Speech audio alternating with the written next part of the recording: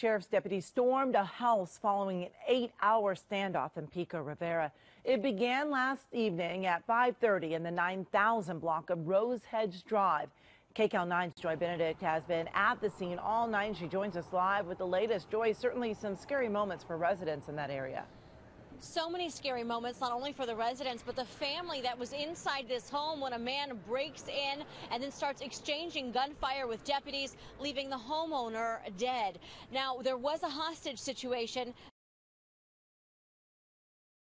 that also took place. Thankfully, that woman is okay, but the house in question is the one that you see right here with the man on the porch, this beige home. This is where investigators say a man, a 24-year-old, a parolee wanted for possibly being in possession of a stolen car, ran into this home last night, barricaded himself inside, and it ended with him losing his life in an array of gunfire.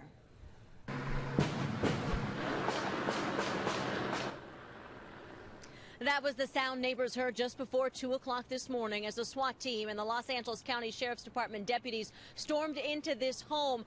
They say that is when they encountered the suspect inside. He shot at them. Those deputies returned fire, shooting and killing him. All of this while a hostage was in a back room at the same time.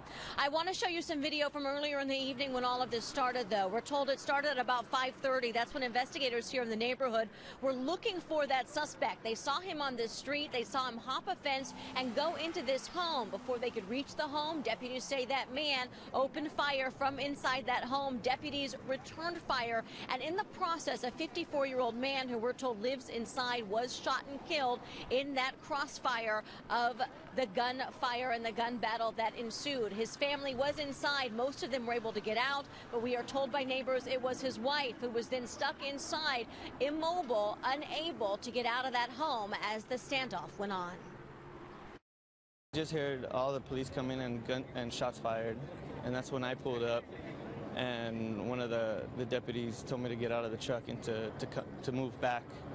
And as I'm standing on the sidewalk, I saw the cops moving forward, and all of a sudden I saw them shoot. I feel for the family, and it's just horrible to think something like that could happen. Neighbors say this couple has lived here in this home for quite some time. They are parents, they are grandparents, and they are loved by this community, and they are just in shock that this happened to them. Now, that woman who was held hostage inside the home for quite some time, she was taken to a hospital and is expected to be okay. Investigators here on the scene expect to be here in this community, in this neighborhood, for several more hours as they try to collect all the evidence that they can and figure out exactly what happened. Reporting live, Joy Benedict, KCAL 9.